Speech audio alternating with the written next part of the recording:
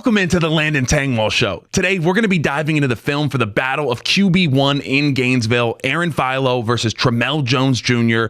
I went back, watched every single snap that these guys have from their collegiate career. Both of them, not a ton of snaps, but still enough for us to really dive in and compare these two. Now, I think this is one of the more complex quarterback battles that we've seen in recent years because going into camp, I don't think Summerall and Faulkner are looking at this as just who is having the overall best camp performance. I think you have to look at this and say, given the current makeup of our team, who is most likely to give us the best path to victory week to week? And really, which quarterback is suited to lead us down those paths? Now, if you feel like I need to put up 40 points a week and we're just going to have this explosive offense, and that's what it's going to be, especially in the passing game, I lean a little bit more Aaron Philo. Now, we're going to get into it. I do think there are some things he really needs to work on with his deep balls, his accuracy and staying connected throughout that throwing motion. But, I mean, I'm talking about some crazy placement of the football that this guy has,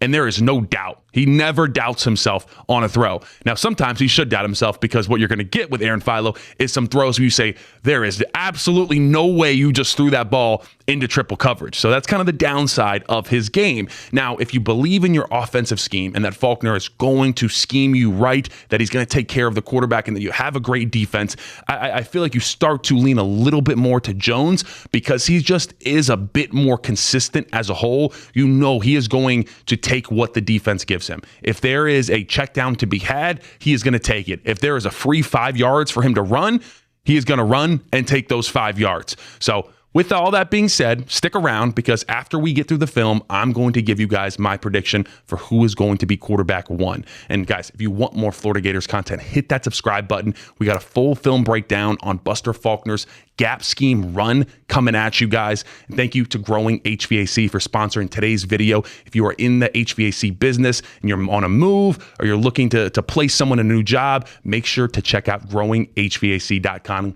Link is in the comment section below. But without further ado, let's roll the tape. All right, we're going to start out with some big-time throws from Aaron Philo right here. Check out this wheel route and the placement of this football. That is exactly where you want it. Your guy can catch it, turn upfield. So you're going to get this orbit motion coming around. You're going to pump fake the wide receiver screen. The number 2 does a really good job selling this, that he's going to block, step on his toes, and then snap this off into the wheel route. And Philo's just so confident. When he knows he wants to make a throw, like he is just going to put this thing on the money. Like I said, you get the pump fake right there. Good job selling it with the shoulders. That's what gets that flat defender to bite a little bit, and then just put it right over top of him and just right where it needs to be. You lead him towards the sideline. Just a really perfect throw, and they're all over his tape. Once again, you get kind of a similar idea with the backfield action. And just arrogant, just cocky throws. So right here, you get this fake power pitch kind of motion. You see how it grabs everybody, pulls them to the right, kind of similar to the wide receiver pump fake screen. It's a lot of stuff that Buster Faulkner loves to do. And look where he puts that. Like Philo understands that this flat defender is going to start to drift right here. And he knows, like, this has to be put in a good situation where it's high enough over the flat defender, but I can't leave this too far backside. That's exactly where it needs to be. This is what I mean by arrogant placement of the football. Once you have this little fake pitch, you just kind of got a 3-level read. We got the over route, we got the drag, we got the high post, and he just puts it exactly where he needs to put it. Buster Faulkner has to love that one right there. And then you're just going to get a slot fade. Watch him just put this puppy about 50 yards in the air. Drop that thing in the bucket to Singleton. I mean, this is just seeing we got man coverage, and I'm holding the one high for a second, and he already knows where he's going. It's not a secret. He says, I got Singleton slot fade. I'm going to put it out there for him, and just does a really good job. I like the placement of this. It is about as wide as you can get. It gives Singleton a lot of space to work with. Just lay it up top. I mean, talk about dropping in the bucket right there. Big time throws from Philo. All right, and then let's talk about his ability to create. A lot of times when you're facing drop 8, that's what you're going to have to do. And look at him get loose here, get his hips around, and fire one on 3rd down right here, 3rd and long. I absolutely love this. Everything, when you drop 8, everything's clamped up. It's just, hey, you got to do something with your legs. Let's get open. And I love how he flips his hips back around. He does a really good job getting them. You see how that 12 on his chest is basically facing this way and gets everything online to his target, fires it, and it is on the money right at the yard marker. First down, keep the sticks moving. That's what he brings to the table. To be able to play off schedule and create, use your legs, and then find something down the field is what this kid can do. All right, and then right here, once again, you get another 3-man rush, just moving around in the pocket, finding, look at him ducking underneath defensive ends, and then just firing one in there to his wide receiver. So this is what Philo can do when he's off schedule, when he needs to escape, keep the eyes downfield. Like you notice this whole time while he's escaping and ducking underneath this, his eyes never leave downfield. He's still looking, and he knows, okay, this is where I'm going to go, create a little bit more space. I got time, and then fire that thing in there. Beautiful job. All right, now let's talk about how Philo will pass up some easy completions for a lot tougher ones, but still make ridiculous throws like this on the run, people in your face, and you drop it in the bucket in the back of this end zone. The end zone view is even sweeter right here. Defensive end firing off the edge. Okay, we got to escape. Now 94's in my face on the run, jumping away, and I put it only where my guy can get it. Once again, that's the definition of an arrogant throw, that I know my arm talent, I'm just going to put it over top you. I do not care. Now, I think a lot of people saw someone else running wide open, so we're going to go what we call cross country right here. Now, this route, because we're starting on the hash and this route is coming from the field, it's going to be the quicker route. This is going to be the longer route here from the bottom coming from the boundary. So this really should be the first read for Philo, and I think he sees it, and he probably would throw this, and I'd like him to throw this, but realistically, he's looking at 3 in his face, and he's like, I got to do something. So he jab steps, get out. Now this route is basically X'd out because we got to roll up to the top of the screen, and he says, forget it. I just got to uncork one, and it's about as pretty as it possibly could get. Okay, here we go. Third down, you're basically going to get mesh. He throws this over route, and I think a lot of people see this. They're like, how do you miss the top of the field here? You're going to see that you get man coverage. These guys do get picked off. You got your running back, but you got your shallow right here, but he throws this cross. Now, I'm not mad that he throws the crosser because that really is kind of his first read, and he's on that, and he sees that it's man coverage and that this all gets picked off. So he's just looking, and he's like, all right, I'm going to throw this. And it really is a damn good throw. Like, once again, like he will pass up easy stuff, but when he passes up the easy stuff, it's still like, that's one hell of a toss that you got right there. So this is where I would like him to take this to the next level and see all this jumble and say, hey, I know I have to have my shallow right here and put it on him. But I understand why he threw this, but you see the arm talent. You see the ability to just put the football where I want it when I feel immense pressure and on him. But he's a risk taker. Like I said, he just wants to absolutely go for it. And then here we go. We're just going to get a post curl versus quarters. And this is a throw every single time. And he puts it up there really nicely. So, I mean, basically what we're getting is we're going to get this curl right here. And his eyes are just on this safety right here. And the second that this safety comes down and bites that right there, that's when Philo says, yep, I am loading up this post. And I am just launching that thing. I don't care if there's 2 guys. And he puts it up. Almost. We were really close to completing that thing. And like what I will say, I think some people, like I said, you look at this, and he is reading this, and he sees how much space there is. You could definitely throw this. And this is once again him like saying, hey, I might pass up a little bit of that easier completion to just take an absolute shot. Now, like I said, everything on this play is leading him to believe if I have quarters and you have that inside post and this safety bites on that, this route is meant to pull this safety down, we're going to throw that every time. But it's just another example of how he loves to just uncork one. All right, and now we're going to see where that cocky, arrogant thrower gets bit in the butt. And that's when, no.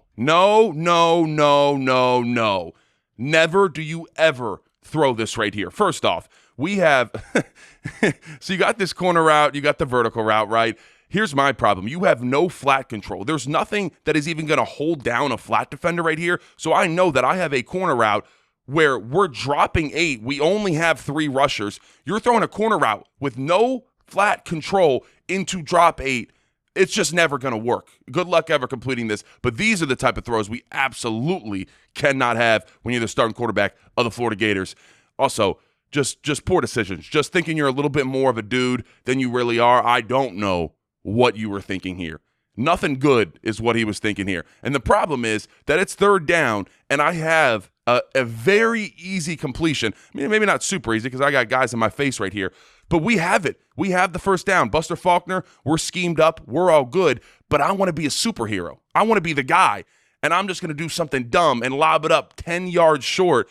I like I said, this is one of the ones I'm sure Philo watches this in film and just winces at just saying, I can't believe I did this. But once again, this is, like I said, thinking you're a little bit more of a dude than you really are in the moment. I don't know many people that can make that pass kind of almost a little crossbody while you're getting hit. You just can't expect to do that. But these are not interceptions that we can have at Florida. And then there's just times where he's a little bit late. You got to trust yourself. You got to trust yourself. There's an extra hitch here, and that should be an interception. So if you watch, we go through this play action, you're going to get the sail route right here, and that's a release. That's a release. But you see that extra hitch, and the flat defender, he's got eyes on him. He sees that his eyes are on this the whole way, so he starts to drift, and he just throws it way too late. I need you more confident. You can even see how late it is, really, from the end zone view. It's even better. Like right here, when this breaks, let's release it. Watch. Hold. That's just too long. Like I feel like he wants to release it right here, but he just doesn't. He takes that extra hitch, and it just should be picked off. So another one we can't have. And then he gets saved right here. This very well, honestly, should be a pick six almost. But he gets very lucky. So you get this little trail route out of the bunch, and his eyes are on it so long that this linebacker just drifts because like he is just eyeing this thing down, and he puts it. Like I said, that would have been a pick six right there, but he's very lucky this thing gets batted down. But like I said, you could see how hard, like he opens up, eyes are over here, so that's why linebacker starts to drift, and if 44 doesn't get his hands up, that ball is right here, and that thing is a pick six. So we got to be a little bit quicker overall, and we can't stare down our targets like that. And the one note I wanted to make, he's a big drifter in the pocket. That's one thing I need him to get better at because it makes it hell for the offensive linemen, these offensive tackles, where I'm expecting a three-step drop. So this is where we should set up shop. And you see the drift, and we're about 1.5 yards, 2 yards deeper. So when I run my D-end up the hoop and throw him up the hoop, I'm actually throwing him into my quarterback's legs, but really my quarterback should be right here instead of back here. So that's another thing. I noticed that on many plays on his tape. Brother, we gotta step up in the pocket, and we cannot be drifting because we're putting a lot of strain on our offensive tackles right here. But real quick, I do want to give Philo some credit. There are times where he makes these quick decisions and can get to what are essentially his checkdowns. So I really like this. You see that you're going to get drop 8. You know you're not going to throw any type of corner routes or nothing, but you look and you're like, all right, I'm just going to get to my underneath, drag, put it right on him where he can catch, turn, and run. That's exactly what I want. When you identify, like, hey, there's probably not going to be anything downfield. We just got this quick little shallow. Hey, put it on top of him. That's where I can turn, catch. That's a perfect football. Get upfield, get yards. Love that one right there. And then right here, just quick decisions. We're just reading the flat defender right here. He knows that because of the vertical stem of this, that's going to hold the linebacker. And then really, we're just going to read this flat defender. Is he going to drift up onto this tight end, or is he going to play down into the flats on the running back? So we're just reading this right here, just super decisive, gets it out, needs you to catch that. But he can be decisive and make those quick decisions. He doesn't always pass it up, but I'd like for him to take more of these more often than always looking for the big time play. All right, let's start out with Trel Jones Jr.'s best throws. And he doesn't throw it deep a ton in his snaps, but when he does, it actually is really nice placement. I mean, right here, this is on the money. You see, you're just going to get cover 3. He looks, he says, hey, we have one-on-one to the field, and just puts it up for his guy. I mean, look at him drop it in the basket. I mean, that is right on his body. He just can't use 2 hands to bring it in, so he drops the football. But, I mean, that's a perfectly placed pass, putting it right where your guy needs it to be able to go up and make a play. Hopefully he gets those plays made for him this coming year. All right, here we go against Kentucky. I mean, this is just arm strength and timing and just being on time out of this break. It's not easy to throw from the hash, the opposite hash, outside the numbers. And look, when he is releasing this football, we are not even out of our break yet. By the time our head snaps back around, that ball is already on its way there, and it just puts it right on the money. But far hash to outside the numbers, you got to have some real arm strength to get that there. And there were multiple throws on his tape where I'm like, he just makes these throws look easy, and he's very confident in doing them. All right, and then this one right here, you're just going to get a smash concept right near the goal line, and you put it up top where only your guy can go up and get it. And really, he's just looking at this, and when you get this curl right here, and it grabs the attention of this DB, he knows now. He's like, all right, it grabbed the attention. Now I know that all I have to beat is the flat defender over here, so I just need to leave it high because I don't even need to worry about this safety anymore. And so just puts it up. You got a big body tight end. That's exactly where I want the football on the goal line. That's taking care of the ball and making sure, hey, we're not risking any turnovers down here. I know all I need to do now is just get it over top of this flat defender as he starts to drift. And like I said, that is right where you want it. Great, confident throws. All right, now let's talk about Jones' ability to get to his check down. I think it's one of his greatest superpowers that a lot of quarterbacks struggle with because they always want to make the big play. But Jones says, hey, it's 2nd and 6 right here. I want to get us positive yards. You're going to see. He looks right here. Tight end, no, taking over. All right, 2nd read right here. Don't like this. And then boom, get down to my 3rd read, my running back, firing that out as I get hit. And like I said, 2nd and 6 now turns into 3rd and 1. That's staying ahead of the sticks. That is being a great job of being a game manager. We're 1, we're 2, and then we're 3 right as the clock runs out. And that's why I like this guy's tape. You're never going to go broke taking a profit, and that's kind of how Tramell Jones Jr. lives. Now right here, getting, once again, to your underneath route when you feel like you have nothing, because we're in 5 wide, and watch him go through his reads where he's over here to the right, looks back middle, we get back left, and then we get all the way back, and he says, hey, here comes that sit that's now converting, and we just put it right on top of him. Now, granted, I don't really think he needed to step up. He kind of stepped up into pressure here because you actually have a good pocket. Like, this is a very clean pocket that you got right here. He didn't need to just run forward, but I appreciate that his eyes always do snap to that check down no matter what. If it's last second, it's like, I'm going to get eyes there and see if I can fire it because he was ready to run. He was already last resort. I'm just going to take off, but he still keeps those eyes downfield. My biggest piece of advice first, though, is just enjoy that clean pocket as long as you possibly can. All right, and then here we go against Kentucky. I really like this. You're going to have chaos. You're going to have defensive ends get after you. And once again, in a time where a bad play keeps you in 4th and extra long, like it's 3rd and 9 right here, my tackle's getting bowled back into me. I got to escape, and I love that little point. You see that little point where he says, hey, keep going. We're going to put him in conflict. As soon as he comes down on me, I'm just going to, boom, lob that over. And there we go. And we're getting down. And now we have like a 4th and 1, 4th and 2 instead of a 4th and 9. So it's these little plays. It's those little hidden yards that Tramell Jones gets you. But because he's not an ultra risk taker, he's going to find you those yards and keep you ahead of the sticks. All right, now let's talk about the one, I guess you could call it flaw in Tramell Jones' tape, which I like because of the situations he came into and that he was a young quarterback, that he's a little bit more conservative. So I appreciate that. Once again, taking what the defense gives you. But I'm going to need him to be more aggressive, especially if he's the starting quarterback. Like, we have this over route right here. I need you to throw this. You got this all day long. He's doing a good job of seeing, okay, here comes that drift from the flat defender. So even carries this even a little bit more vertically. Throw this all day long, but it's 2nd and 2. And he said, hey, I'm just going to go get the 1st down. I didn't feel fully comfortable throwing that thing. I need you to throw it. But I also appreciate the fact, once again, he is going to take what the defense gives him. But like I said, this should be all day long out here. You got them exactly where you want them. But Tramell Jones Jr. always going to take the yardage that you give to him. All right, now here we go.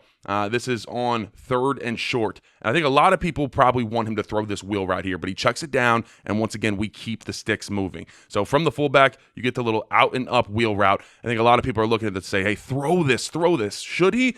Probably. Once again, I appreciate the fact that the eyes do always stay downfield and keep looking at the options of saying, hey, yeah, I mean, I could throw this. Do I leave it up top and then it's kind of a 50-50 play where this safety is going to hit him? Or do I just check this down to my tight end that just released, and do I guarantee my team a 1st down on 3rd and short? And I think that's kind of what goes through his mind. And I'm just curious to see really how he develops in this. Is he going to start to take more of these chances here? Or is he just the type of guy that at heart lives with, I am going to take what you give me every single time? And I'm also curious to see how that evolves as Buster Faulkner is his offensive coordinator. And here we go. Basically, last play against Kentucky. It's 4th down. We can't check the ball down on 4th down. Watch him right there. He realizes it right at the end, and he's like, oh, crap. So this is where we need to take that next step. It's clear that he loves the check down, and that he gets to it pretty quick because he's like, hey, I just want to get yards. But that's where he loses it. He's not even mindful, hey, this is fourth down. We need to throw it at the sticks or past the sticks. So definitely a hiccup there. But he got thrown into a not-so-great situation against Kentucky, so I don't fully blame him at all. But it seems like that is his first thought. Let's get to my check down. Let's get yards. And while Trel Jones Jr. does like to get to his check down fairly quickly, I do appreciate how he goes through his reads really well, and he'll rip some big ones like a play right here. So what you're getting is you're going to get this shallow route from the tight end, then you're going to get this little deeper over, and he's just reading it 1, 2, 3. But you're going to see right here that this over route kind of gets pause put on it, and he kind of gets rerouted, and he ends up and he sees like there's a ton of space right here, so he just kind of takes it vertical. And I appreciate the fact that Jones sees that, and he's like, yeah, that's fine. I'm just going to rip it. That's why you have two guys in the same place. This receiver here is probably should be right about here. But when he got rerouted, he was like, hey, there's a ton of space right here. But once again, I just like this. So eyes over here to number 1, the vertical route. We go number 2. That's completely covered. And then get back to 3. And like I said, and there's really no hesitation. The fact that he adjusted to a route that he didn't think his receiver would be right here. He thought he'd be all the way over here, but just says, fine, I'm going to rip that thing. And so really nice job right there. One more time, going through your reads from getting from one side of the field all the way to the other and delivering a good football. I think this receiver kind of stems it a little odd right here, but you got to come up with these. So here, come to the middle, no, and then get all the way back to the curl. The stem right here I am curious about because I feel like he really breaks this too far like back in. It feels like he's coming on that angle. I feel like he should have probably sat right about here. So that's where Jones puts it. I mean, he puts it kind of backside, but just gets clobbered. But you got to come away with those. But one more time. Here we go. Eyes number 1, okay, back over the middle, don't like that. Get to number 3, rip it, and like I said, that's one you got to catch. I think his route stem down here was kind of odd anyways, but he put it right on your body. Still got to come up with those. But great job reading the defense, going through your reads, and finding your open man, and then just being decisive too when the defense gives you something.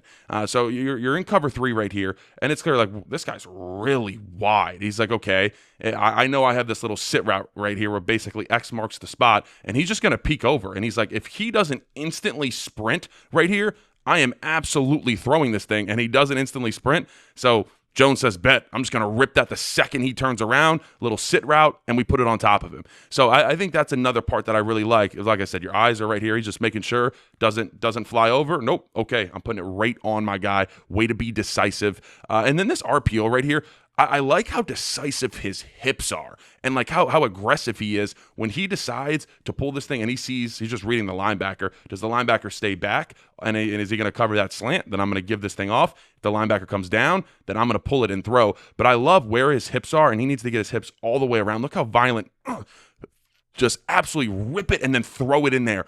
That's being decisive with your mechanics, and that's another piece of what I really like about this kid's game. And then the number one thing I'd love to see more of on Jones tape is just kind of those wow throws. Like we definitely saw some of those from Philo. And he, like I said, he had a couple nice ones early on, and he wasn't in the greatest situations. But like when we're ripping the seam here, I would love to see this get put on his body right here, but it's kind of low. And look, like I said, I know you're not trying to give him a kill shot.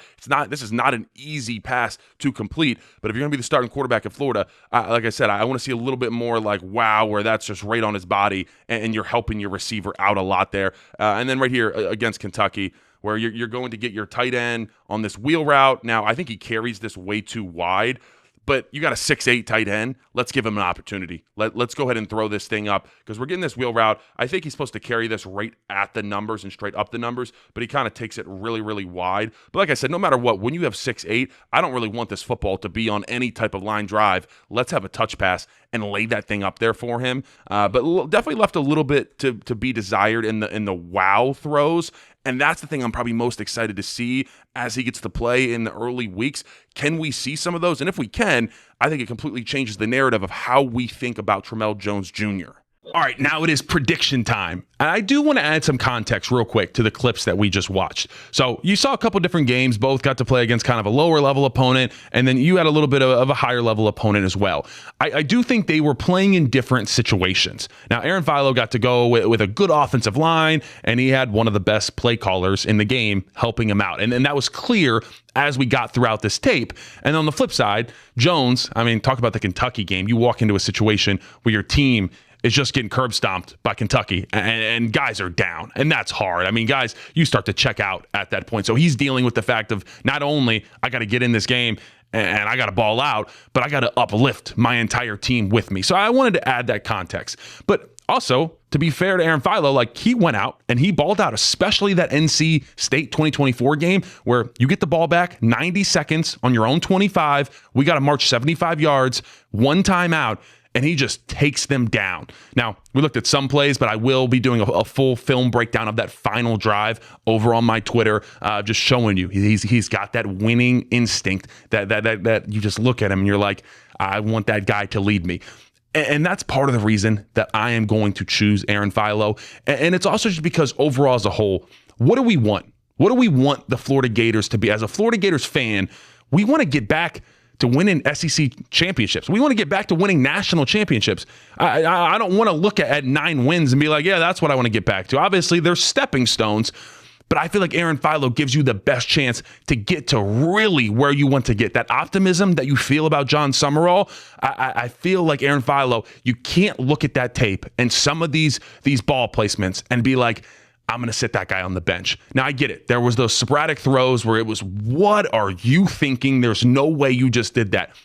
You clean those up. That's someone you build trust in him. He, was not a starter by any means. You talk to him. He starts to see things better, especially Buster Faulkner continues to work with him more and more closely. And I think you cut those plays out. So I think that's the way you go. And I think that Tramell Jones doesn't have the same upside, but we still have got to see. Like, we have to give him more opportunities too, because as I said, when you put it all in context, Tramell Jones didn't have the greatest situations to walk into. But I am leaning Aaron Philo as it sits today in early August. We're going to get more info as camp continues to roll on, but that's where I'm leaning as we sit here today. And I appreciate you guys tuning into this one. Please like, comment, subscribe. Peace.